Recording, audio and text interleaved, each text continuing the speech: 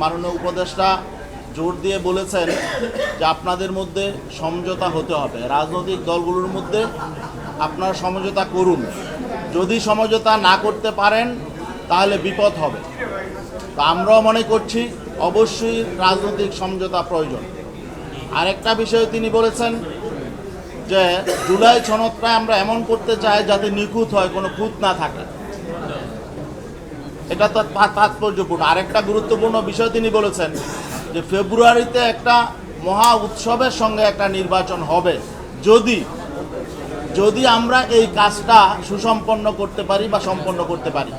তো এই কাজটা বলতে তিনি বুঝিয়েছেন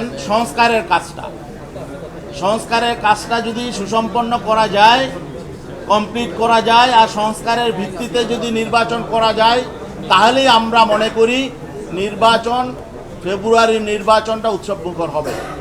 তিনি আরও যে কথাটা বলেছেন যে তিনি চান না এবং সরকার চায় না কেউ নিজের মনের ব্যথা নিয়ে, অসন্তুষ্টি নিয়ে নির্বাচনে অংশগ্রহণ করুক, বরং তারা চান সকলেই স্বতঃস্ফূর্তভাবে আনন্দ চিত্তে নির্বাচনে অংশগ্রহণ করুক।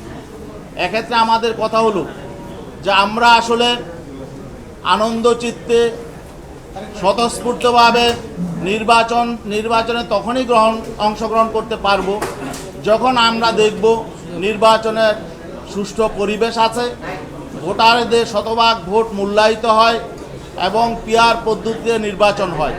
তখনই আমরা স্বতঃস্ফূর্তভাবে আনন্দ চিত্তে আমরা নির্বাচনে অংশগ্রহণ করতে পারব। অতএব আমরা মনে করি প্রধান উপদেষ্টা যেই বিপদ সংকেতের কথা বলেছেন যে আমরা যদি সমঝোতায় আসতে না পারি, ঐক্যবদ্ধ হতে না পারি, তাহলে সামনে বিপদ আসবে। আমরা এই কথার সাথে একমত। আমরা চাই যে রক্তক্ষয়ী অভ্যুত্থান গেছে, 24 জুলাই অভ্যুত্থান হয়েছে, এরপরে আমরা নতুন বিপদ দেখতে চাই না, কোনো আপদ দেখতে চাই না।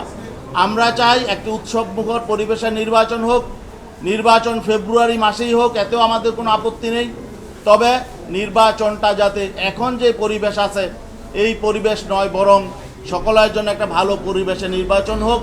সকল রাজনৈতিক দল তারা ব্যথা নয়, আনন্দ চিত্তে স্বতঃস্ফূর্তভাবে যাতে নির্বাচনে অংশ নিতে পারে, আমরা এমনটা প্রত্যাশা করি। আরেকটা বিষয় হলো জুলাই সনদ নিয়ে আসলে দীর্ঘ আলোচনার পর, বিভিন্ন তর্ক বিতর্কের পর রাজনৈতিক দলগুলো মোটামুটি একটা জায়গায় পৌঁছেছে। জুলাই সনদ একটা খসড়া চূড়ান্ত হয়েছে।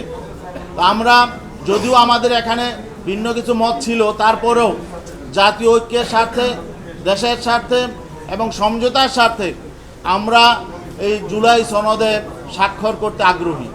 তবে আমাদের যেই কথাটা থাকবে সেটা হলো এই জুলাই সনদের ভিত্তিতেই যাতে আগামী ফেব্রুয়ারি মাসে নির্বাচন হয়। এটাই হলো আমাদের ইসলামী আন্দোলন বাংলাদেশের পক্ষ থেকে, পীর সাহেব চরমনায়ের পক্ষ থেকে আমাদের স্ট্যান্ড, আমাদের বক্তব্য। সবাইকে ধন্যবাদ। এবং আগামী দিনে আগামীকালকে এই জুলাই সংস্কার কমিশনের, ঐক্যমত্য কমিশনের মেয়াদ শেষ হবে। এনসিবির পক্ষ থেকে দাবি জানানো হয়েছে যাতে এই কমিশনের মেয়াদটা একটু বৃদ্ধি করা হয়, এবং জামাতে ইসলামের পক্ষ থেকে সেই দাবির প্রতি সমর্থন জানানো হয়েছে। আমরা ওইটা সমর্থন করি, যাতে যেহেতু কাজটা সম্পন্ন হয় নাই, এখানে জুলাই সনদ বাস্তবায়ন প্রক্রিয়াটা এখনো পর্যন্ত যেহেতু ঝুলন্ত আছে, অতএব এটা সমাধান না হয়ে এটা ক্লোজ করা যাবে না।